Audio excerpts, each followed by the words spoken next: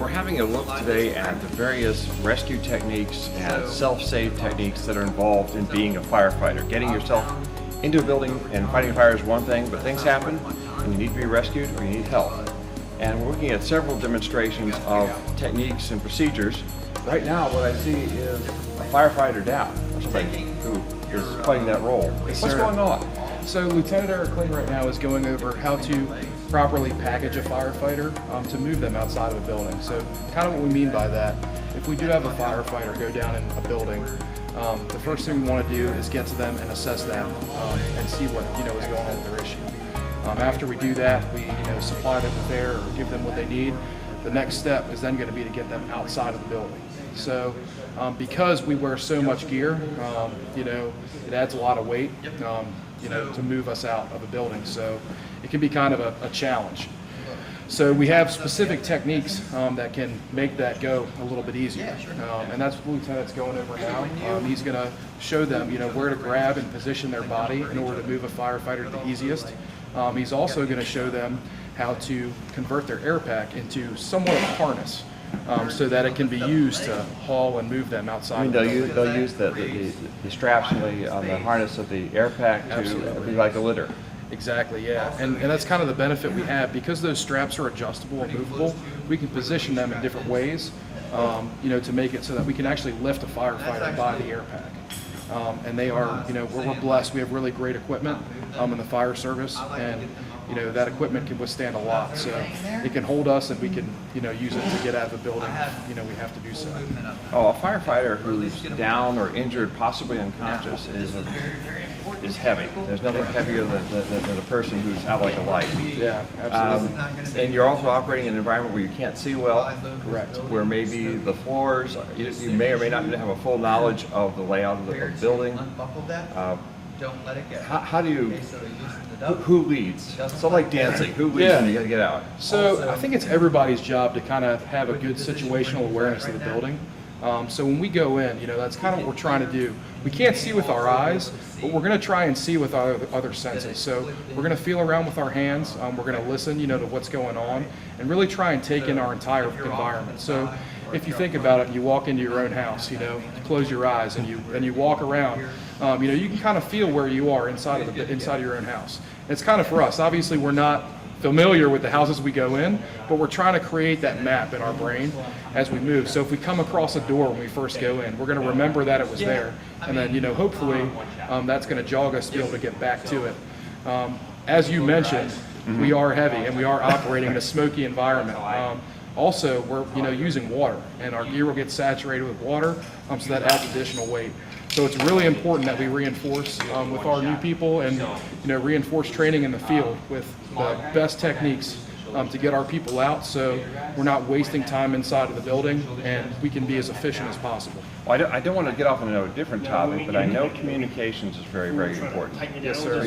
Your team inside the building, whatever that may be, an office building, a house, is going to be in contact with whoever's managing the fire. Am I right? They're not up there alone. They're correct.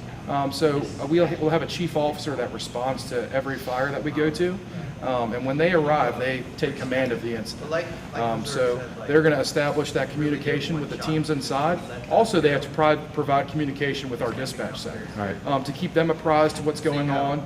And they have to coordinate a lot of resources, because it's not just the firefighters that we have responding on the scene, that we need to deal with. It's also all the other agencies that we work with on a daily basis, whether it be the sheriff's office or the American Red Cross or the utility companies. Because when your house catches on fire, everything kind of gets involved. So we need to make sure that we coordinate all that, and that's our incident commanders do a really great job of that. an incredibly coordinated operation backed up by lots and lots and lots of training. Yes, sir. Thank you very much. Thank you. Well, we've seen a lot about what goes on here at the Academy, all of the extrication exercises they're working on today, but what about the recruits? And I'm here with recruit Jacob Thompson, who has been in the program for 24 weeks now. Yes, sir.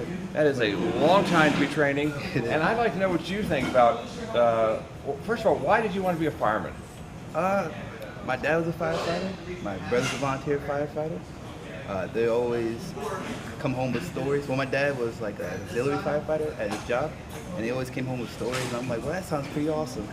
And I started volunteering in Prince William County for about a year, and then I always had planned on going to the military. And then I was about to sign a contract, and then like commitment. I'm like, that's a long time not to be home. So then I'm like, let's do my second plan after I get out of the military. So I just started applying for jobs, for firefighting jobs, and I've been extremely lucky because I only did apply to 3 places, and my second job, the second time I applied to Stafford, I got the job. I know a lot of people have been applying for 5 years, and I've been extremely grateful and lucky to get the job on my second try. So. The program is a lot like the military in many respects. Yes, sir. You start off with a really tough, rigorous first week with lots of activity, running around, people shouting at you. Yes, sir. How did you, you wanted to be a fireman very badly, but what was it like that first week? Did you have any question like, oh gosh, what did I get myself into? I'm a pretty athletic guy. Like, I played football, lacrosse through high school, and it was hard on me, and I was like, dang, this is gonna be the whole time. And it's like this is hard. Like I liked it too. I like doing stuff outdoors. I like doing athletic things, challenging things, and I more liked it than like disliked it. Like I lost train of thought, but it was eye-opening, I'd say, because it was a lot. Because I trained, but I didn't train to that extent, and It surprised you a little bit. It was a little more intense than you expected. Yes, sir, and I'm grateful for it. The stuff we're doing now, it's kind of like it makes it easier because standing in this gear right now, I'm sweating, and we're just standing here talking. Now, in a couple of weeks, you're going to graduate. It's going to be a big deal. I'm sure your family will be there. But then you do that big transition, which is you are a firefighter. A little nervous about that? Showing up at the station, being the youngest guy there, the newest guy there. That, yes, I'm pretty nervous about that. But seeing the guys, lieutenants that I will be assigned to, come in and teach a class, that makes me feel a lot better because they're really good guys and they're really good instructors. So that kind of takes the nerves down. But yeah, being the youngest guy, being the newest guy, that is always Just like being the first day of high school. Yes, sir, pretty much. Recruit Thompson, it's a pleasure, and I wish you all the best in your future with the fire department. Thank you for everything you're doing. Thank you too. Hello, I'm with Stephen Hirsch, recruit Stephen Hirsch, who is in his 24th week of training here at the at the Fire Academy. Yes, sir. And can you tell us a little about what you've been learning through this entire period? I mean, here you are, almost a full-fledged firefighter. Mm-hmm. What do you learn about putting out fire? What kind of techniques, training do you have? Where to start? I mean, we've learned everything from the ground up as far as fire behavior, like how these different structures can change fire situations very rapidly. We've learned different techniques on how to advance fire hose into buildings. And right now we're working on what to do in case of one of our own were to have an issue on the fire ground. How would we go about helping them out and keeping them safe? Well, one thing I'd ask is, do you feel any training is designed to build confidence, the ability that you have to perform as a firefighter? Do you feel you've been getting that? Absolutely. The instructors here have taken a really good care of us, and just made sure that we've been able to kind of understand the severity of our situation when we get out there, and what's important for us and what we need to do to get the job done. So we started a walk, run, sprint kind of pace. So when we're out there, we're definitely we have all the confidence that we need from all the work that we put in here in the past 24 weeks. There was one question I asked the other recruit, and it's something that I know well myself. That first week, they probably give it to you hard and fast in terms of input and activity, and probably people yelling at you just a little bit for fun. Yes. Did you ever reach a point where you're wondering if it was worth it? Oh, absolutely. When we first started those days, it was nonstop, 100%. And you kind of have to think back and think to yourself, you're getting paid to be working out.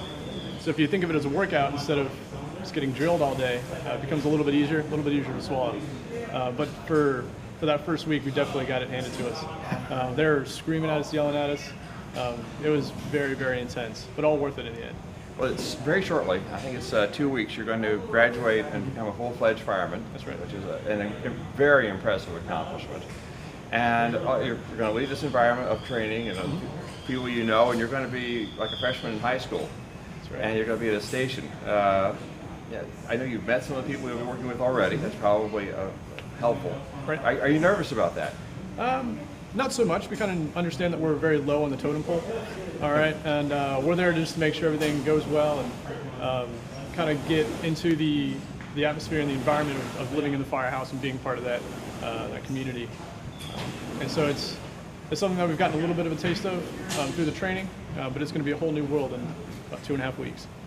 So you're really excited about Yes, that? sir. Absolutely.